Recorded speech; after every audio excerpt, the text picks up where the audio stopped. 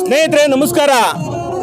47 ವರ್ಷಗಳ ಹಿಂದೆ ಕುಣಿಗಲ್ನಲ್ಲಿ ಅಯ್ಯಪ್ಪ ಮಾಲಾಧಾರಿಗಳು ಒಬ್ಬರು ಮಾತ್ರ ಇರ್ತಾರೆ. ಇವತ್ತು ಸಾವಿರಾರು ಜನ ಇದ್ದಾರೆ ಅಂತ ಒಂದು ವಿಶೇಷವಾದ ಕಾರ್ಯಕ್ರಮ ಇವತ್ತು ನಡೀತಾ ಇದೆ. ಜ್ಯೋತಿ ಕಾರ್ಯಕ್ರಮ, ಅಯ್ಯಪ್ಪ ಅವರ ಜ್ಯೋತಿ ಕಾರ್ಯಕ್ರಮ ಪ್ರತಿ ವರ್ಷದಂತೆ ಈ ವರ್ಷ ಅದ್ದೂರಿಯಾಗಿ ನಡೀತಾ ಇದೆ. ಆ ಏಕಮಾತ್ರ ಮೊದಲನೆಯ ಮಾಲಾಧಾರಿಗಳು ಯಾರು ಅಂತ ನಾನು ನಿಮಗೆ ತೋರಿಸ್ತಾ ಹೋಗ್ತೀನಿ. ಸ್ನೇಹಿತರೆ, ಮೊದಲ ಮಾಲಾಧಾರಿಗಳು ಅಂತ ನಾನು ನಿಮ್ಗೆ ಹೇಳಿದ್ನಲ್ಲ, ಈಗ ನೋಡ್ತಾ ಇದ್ದೀರಾ ಉನ್ನಿಕೃಷ್ಣ ಅಂತ ಹೇಳಿ ಕುಣಿಗಲ್ನಲ್ಲಿ ಪ್ರಥಮ ಬಾರಿಗೆ ಅಯ್ಯಪ್ಪ ಸ್ವಾಮಿಗೆ ಮಾಲೆ ಹಾಕಿದಂತಹ ವಿಶೇಷವಾದ ವ್ಯಕ್ತಿ. ಯಾಕೆ ಅಂತ ಅಂದರೆ ಇವತ್ತು ಮಾಲಾಧಾರಿಗಳು ಕರ್ನಾಟಕದಿಂದ ಸಹಸ್ರಾರು ಜನ ಅಯ್ಯಪ್ಪನ ದರ್ಶನಕ್ಕೆ ಹೋಗ್ತಾರೆ. ಒಂದೊಂದು ಕಾಲದಲ್ಲಿ ಮಾಲಾಧಾರಿಗಳು ಕೇವಲ ಒಬ್ಬರು ಇಬ್ಬರು ಇರ್ತಾಯಿದ್ರು. ಅಂಥ ವಿಶೇಷವಾದ ವ್ಯಕ್ತಿನ ಇವತ್ತು ನಾನು ನಿಮಗೆ ಪರಿಚಯ ಮಾಡಿಸ್ತಾ ಇದ್ದೀನಿ. ಸರ್ ನಮಸ್ಕಾರ. ನಮಸ್ಕಾರ. ಮೊದಲು ನೀವು ಮಾಲೆ ಹಾಕಿದಾಗ ಎಷ್ಟು ವರ್ಷ ಸರ್ ನಿಮಗೆ? ನನಗೆ 23 ವರ್ಷ ಏನು ಮೊದಲನೇ ಸರಿ ಮಾಲೆ ಹಾಕುವಾಗ. ನಿಮ್ಗೆ ಅನುಭವ ಹೇಗಿತ್ತು, ಹೇಗೆ ಹಾಕಿದ್ರಿ? ಮಾತಾಡ್ತಾ ಹೋಗಿ. ನಮ್ಮ ಊರಿನಲ್ಲಿ ಪೂರ್ತಿ ಜನ ಶಬರಿಮಲೆಗೆ ಹೋಗೋ ರೂಢಿ ಉಂಟು, ಇಲ್ಲಿ ಕಮ್ಮಿ. ಹಾಗಾಗಿ ನಾವು ಇಲ್ಲಿ ಹೋಟೆಲ್ನಲ್ಲಿ ಇದ್ದೀನಿ. ಆಗ ನಮಗೂ ಹೋಗಬೇಕು ಅಂತ ಆಸೆ ಬಂತು. ನಾವು ಊರಿಗೆ ಹೋಗಿ ಮಾಲೆ ಹಾಕೊಂಡು ಬಂದು ಇಲ್ಲಿ ಕ್ರಮವಾಗಿದ್ದು ಫಸ್ಟು ಸ್ಟಾರ್ಟಿಂಗು ಕೋಲಾರಿಂದ ಹೋಗಿದ್ವಿ ನಾವು ಶಬರಿಮಲೆಗೆ. ಹಾಗೆ 3 ವರ್ಷ ಹೋಗಿದ್ದು. ಈ ಜ್ಯೋತಿ ಕಾರ್ಯಕ್ರಮಕ್ಕೆ ಕೋಲಾರಿಂದ ಗುರುಸ್ವಾಮಿಗಳು ಬಂದು, ಅಲ್ಲಿಂದ ಜನ ಬಂದು, ನಮ್ಮ ಶೆಟ್ರು ಮುನಿಯಪ್ಪನವರು ಭಾವ ಅಲ್ಲಿ ಇದ್ದಾರೆ, ಅವ್ರ ಕಡೆಯಿಂದ ಇಲ್ಲಿ ಜ್ಯೋತಿ ಸ್ಟಾರ್ಟಿಂಗ್ ಆಯಿತು. ಆಗ ಬೆಳ್ಕೊಂಡು ಬಂದು ಮತ್ತು ಇಲ್ಲಿನೇ ಜಾಸ್ತಿ ಆಯಿತು ಜನ. ಅವಾಗ ಜನಗಳು ರೆಸ್ಪಾನ್ಸ್ ಯಾವ ಥರ ನೋಡ್ತಾ ಇದ್ರು ನಿಮ್ಮನ್ನು? ಏನು ಅಂತ ಹೇಳಿದ್ರೆ, ನಾವು ಈ ಕಪ್ಪು ಬಟ್ಟೆ ಹುಟ್ಟಿರೋದ್ರಿಂದ ಏನೋ ಇವರು ಕಪ್ಪು ಬಟ್ಟೆ ಉಟ್ಕೊಂಡು ಹೋಗ್ತಾರೆ ಅಂತ 1-2-3 ವರ್ಷ ಅವ್ರಿಗೂ ಕೂಡ ಒಂದು ತಿಳುವಳಿಕೆ ಬಂದಿರಲಿಲ್ಲ.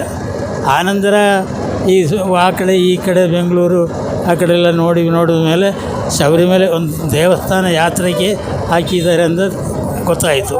ಹಾಗೆ ಎಲ್ಲರೂ ಪರಿಚಯ ಆಗಿ ಇದ್ರಿಗೆ ಒಬ್ಬೊಬ್ಬರು ಜಾಸ್ತಿಯಾಗಿ ಬಂದು, ಏನಿದ್ರೂ ಮೂಲಕರ್ತ ಇಲ್ಲಿ ಜ್ಯೋತಿ ಕಾರ್ಯಕ್ರಮಕ್ಕೆ ಕೋಲಾರಿಂದನೇ ಗುರುಸ್ವಾಮಿಗಳು ಬಂದು. ಈಗ ಎಷ್ಟು ಜನ ಮಾಲಾಧಾರಿಗಳಿದ್ದಾರೆ ನಿಮಗೆ ಅಂದಾಜು? ಈಗ ಒಂದು ವರ್ಷ ಹೆಚ್ಚು ಕಮ್ಮಿ 1000 ಜನ ಹೋಗುತ್ತೆ. ನೀವೇ ಕುಣಿಗಲ್ ಪಟ್ಟಣಕ್ಕೆ ಮೊದಲ ಮಾಲಾಧಾರಿಗಳು? ಹೌದು. ನಾವು ನಮ್ಮ ಜೊತೆಯಲ್ಲಿ 2ನೇ ವರ್ಷದಿಂದ 3 ಜನ 7 ಜನ ಹೀಗಾಗಿ ಇವತ್ತು ಲೆಕ್ಕ ಹೇಳೋಕ್ಕಾಗಲ್ಲ. ನಿಮ್ಮ ಗುರುಗಳು ಯಾರು? ನಮ್ಮ ಗುರುಗಳು ನಾವು ಮಾಲೆ ಹಾಕಿದ್ದು ಗುರುವಾಯೂರು ದೇವಾಲಯದಿಂದ. ಶ್ರೀಕೃಷ್ಣನೇ ನಮ್ಮ ಗುರು. ಅಲ್ಲಿ ಅಯ್ಯಪ್ಪ ಸ್ವಾಮಿ ದೇವಸ್ಥಾನ, ಅಲ್ಲಿಂದನೇ ಮೊದಲು ನಾವು ಮಾಲೆ ಹಾಕಿದ್ದು. ನೆಕ್ಸ್ಟ್ ನೀವು ಗುರುಗಳಾದ್ಮೇಲೆ ಯಾರಿಗೆ ಮೊದಲನೇ ನೀವು ಮಾಲೆ ಹಾಕಿದ್ದು? ನಮ್ಮ ಗುರುಸ್ವಾಮಿಗಳು ಬೇರೆಯೊಬ್ಬರು ಇದ್ದರು ಅಲ್ಲಿ, ಅವರು ಇತ್ತೀಚೆಗೆ ತೀರೋದು 1 ವರ್ಷ ಆಯಿತು. ಹಾಕ್ಬೇಕಾದ್ರೆ ನಾವು ಯಾರಿಗೂ ವಿಶೇಷ ಮಾಲೆ ಹಾಕೋರಲ್ಲ. ಇವತ್ತಿನ ಗುರುಸ್ವಾಮಿ ಇಲ್ಲಿ ಇದ್ದಾರೆ. ನಾವು ಜಾಸ್ತಿ ವರ್ಷ ಹೋಗಿರ್ಬೋದು, ಗುರುಸ್ವಾಮಿ ಪಟ್ಟಕ್ಕೆ ನಾವು ನಿಂದಿಲ್ಲ. ಹೇಳ್ತಾರೆ ಗುರುಸ್ವಾಮಿ ಅಂತ. ಅಂದರೆ ಮಾಲೆ ಹಾಕೋದು, ಮಾಲೆ ತೆಗೆದು. ಎಷ್ಟು ವರ್ಷ ಹೋಗಿದ್ದೀರಾ ನೀವು ಅಯ್ಯಪ್ಪಂಗೆ? ನಾವು ಒಂದು 32 ಸಾರಿ ಹೋಗಿದ್ದೀವಿ. 47 ವರ್ಷದಲ್ಲಿ 37 ವರ್ಷ ಹೋಗಿದ್ದೀರಾ? ಈಗ ಕುಣಿಗಲ್ನಲ್ಲಿ ಇರಲಿಲ್ವಲ್ಲ, ಸಾಮಾನ್ಯವಾಗಿ ನಾವು ಮಾಲೆ ಹಾಕಿದ ಮೇಲೆ ಕುಣಿಗಲ್ಲಲ್ಲಿನೂ ಜನ ಸಾಟ ನೋಡಿಕೊಂಡು ಈಗ ಗುರುಸ್ವಾಮಿಯವರು ಅವರು ಮಾಲೆ ಹಾಕೋತಾರೆ, ಮಾಲೆ ಧರಿಸ್ಕೋತಾರೆ, ಯಾತ್ರೆ ಮಾಡ್ತಾರೆ. ಈಗ ನಾವು ಯಾತ್ರೆಯೂ ಮಾಡಲ್ಲ, ಯಾತ್ರೆ ಮಾಡೋದು ನಿಲ್ಲಿಸ್ಬಿಟ್ಟಿದ್ದೀವಿ. ಅದು ಕಾರ್ಯಕ್ರಮಗಳು ನಡೀತಾಯಿದೆ. ಓಕೆ, ನೋಡಿ ಕೇಳಿದ್ರಲ್ಲ ಸ್ನೇಹಿತರೆ, ಈ ಜೀವ ಅಷ್ಟು ವರ್ಷ ಅಯ್ಯಪ್ಪನ ದರ್ಶನ ಮಾಡಿದ್ದಾರೆ. ಪ್ರತಿ ವರ್ಷ ಮಾಲೆ ಹಾಕ್ತಾಯಿದ್ರು. ಒಬ್ಬರಿದ್ದಂಥ ಮಾಲಾಧಾರಿಗಳು ಇಂದು ಸಾವಿರಾರು ಜನ ಇದ್ದಾರೆ. ಮತ್ತು ಇತ್ತೀಚೆಗೆ ಮಾಲೆ ಹಾಕಿದ್ದವ್ರ ಬಗ್ಗೆ ಮಾಹಿತಿ ಪಡೆಯೋಣ. ನಿಮ್ಮ ಹೆಸರು ಹೇಳಿ? ನಾಗರಾಜ್. ಸ್ನೇಹಿತರೆ, ಈಗ ನಾಗರಾಜ್ ಅವರು ಕೂಡ ಇದ್ದಾರೆ. ಇವರು ಕೂಡ ಈ ತಂಡದಲ್ಲಿ ಒಬ್ಬ ಮುಖ್ಯಸ್ಥರಾಗಿದ್ದಾರೆ.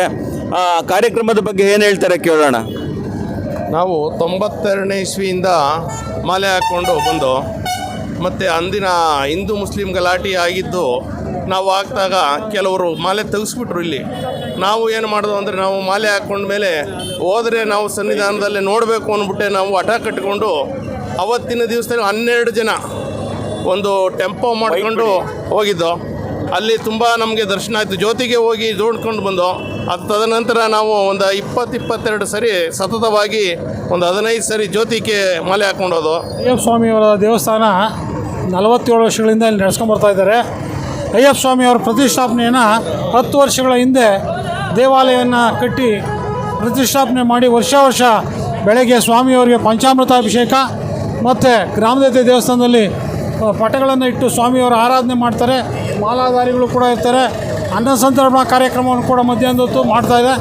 ಜೊತೆಗೆ ಭಜನಾ ಕಾರ್ಯಕ್ರಮಗಳು ಮುಗಿಸ್ಕೊಂಡು ಊರಿನ ಕುಣಿಗಲ್ನ ಗ್ರಾಮದಲ್ಲಿ ಪೂರ್ಣವಾಗಿ ಸ್ವಾಮಿಯವರ ಉತ್ಸವವನ್ನು ನಡೆಸ್ಕೊಂಡು ಬಂದು ಈಗ ಪ್ರತಿಯೊಬ್ಬರು ಕೂಡ ಅವ್ರವ್ರ ಮನೆಗಳಿಗೆ ತೆರಳ್ತಾ ಇದ್ದಾರೆ.